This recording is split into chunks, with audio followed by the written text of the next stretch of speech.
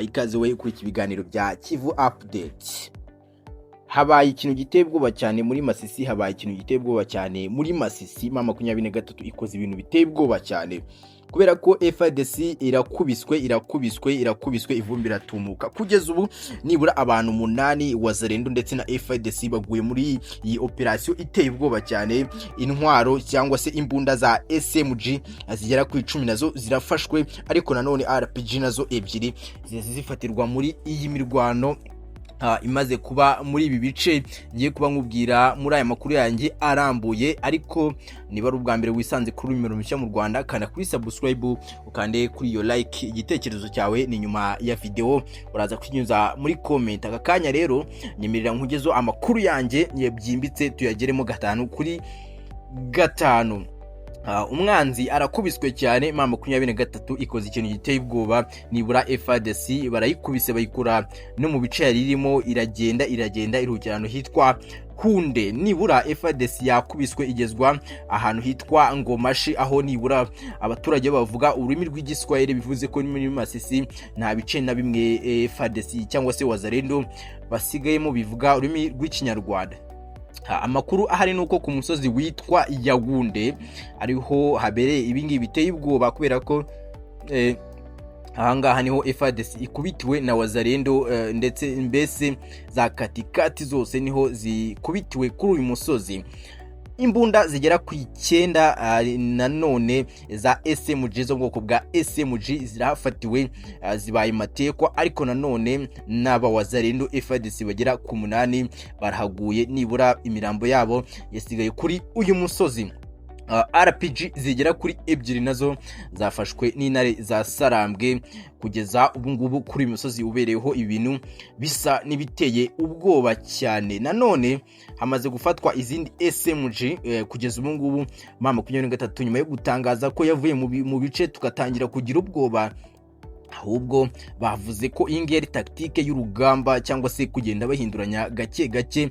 Nabyo ku musozi wa video hafi yaho turaza kugusobanurira, tukubwire ibikuye mu itangazo bamaze gusora bidekarara cyangwa se bavuga kuri ibi ngibi.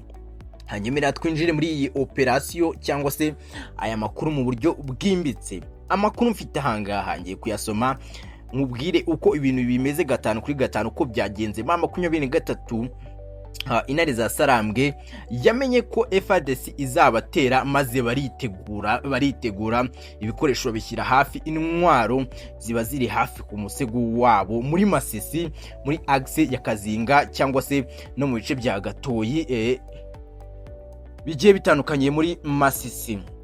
Ariko rero nahitwa Gururu havaga FARDC bamaze kuhafata. Byagenze gute? Ubundi byatangiye gute kugira ngo MAA23 ikore ibi bisa n'ibiteye ubwoba? Imirwano imaze kuba mu masaha ashize, ariko nyamuneka yari iteye ubwoba kuba FARDC ikubitiwe ahantu bitwa Kazinga, Gatoyi, ikajyanwa ahantu hitwa Ngomashi kure cyane, aho itazigera inagaruka mu bice bya MAA23 cyangwa se guhungabanya umutekano no w'abaturage muri rusange. FARDC nubwo yakubitwa hitwa Kazinga na Gatoyi, nahitwa n'ubundi Gururu yari ifite ubwayo yahakubitiwe. MAA23 urumva ko iteye ubwoba cyane. Amakuru aremeza ko Kazinga, Gatoyi hose hatekanye, kandi ko na Gururu intare za Sarambwe zamaze kuhafata, zamaze kuhajyana kabisa. Ubu ngubu FARDC irabarizwa ahitwa Mitimingi, naho MAA23 iri hafi yaho, ishobora kuza kwigarura amasaha ayariyo yose. MAA23 operation uko yagenze cyangwa se uko byaplaninzwe urugamba rwagenze. MAA23 abasirikare bayo cyangwa se intare za Sarambwe bavuye mu bice bigiye bitandukanye bya Gashake, zimaze kumenya ko umupango wa FARDC wo gutera, zica n'ubundi muri Mberwa, zica mu bice bya Mberwa zavuye Gashake. Zimaze kumenya uyu mugambi wa FARDC, zica ahitwa Mberwa, zirarayo zimarayo agahe. FARDC maze gutera irakubitwa kubera ko yagiye itegwa ambushi zikomeye cyane. bayitega gake gake babakubita umugenda. FARDC baza gucanganyikirwa, benshi barahagwa. Ariko nanone nubwo nkubwiye gutyo ko byagenze, wenda ahangaha ngiye kuza kuri operation uko yagenze.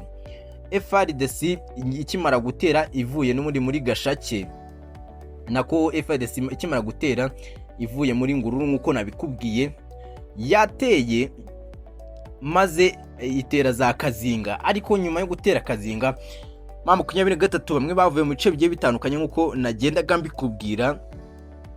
Hari abavuye Kazinga, ubwo ni iburyo bwa Kazinga, hari n'abandi bavuye ibumoso, ubwo ni mu bice bya Mberwa rero nkuko nakomeje kwenda mbikubwira. Hari abavuye Kazinga iburyo, abandi bava ibumoso muri Mberwa, bose bakajya barasa Ngururu. Abandi nabo bavuye rero iburyo bwa Ngururu, ubwo ni muri Murema, ni mu bice bya Murema, nabo bataka bavuye Murema bakataka muri Ngururu. FARDC bayihurizamo hagati, iracanganyirwa cyane, barayikubita isubira inyuma kibuno Amakuru. Abasirikare bagera ku 10 arimo Wazalendo na FARDC na FDLR bose baje kuba bataharenga kubera ko baje kwasiga ubuzima n'intwaro zigera kuri 10 na zingahe zose zaje kuba zihasigara zigera kuri 12 kubera ko bahafatiye SMG 10 ndetse na RPG 2. FARDC rero inyuma yo gukubitwa ikavanwa muri bice byose za Murema bavuga Ikinyarwanda cyangwa se na Zamberwa na za Ngururu bahakubitiwe, FARDC yahise ahantu bita Ngomashi hirya rero, ndetse nayitwa Mitimegi. Aho ngaho ni kure cyane, itazongera kuyorohera kuba yagaba igitero mu bice bya Kazinga se cyangwa se Gatoyi bigenzurwa na M23. Ni ibyo ngibyo na makuru nari ngufite kuri operation imaze kuba mu masaha ashize. Niba ari ubwa mbere n'ubundi wari wisanze kuri uyu murimo mushya mu Rwanda, reba ngaho handitse subscribe cyangwa se kuri yonzogera, ukande kuri like niba utari wayikanzeho. Ariko nanone n'igitekerezo cyawe noneho wakiduha muri comment, inyunganizi cyangwa se ubufasha ni muri description yacu. Reka nkubwire ngo ciao.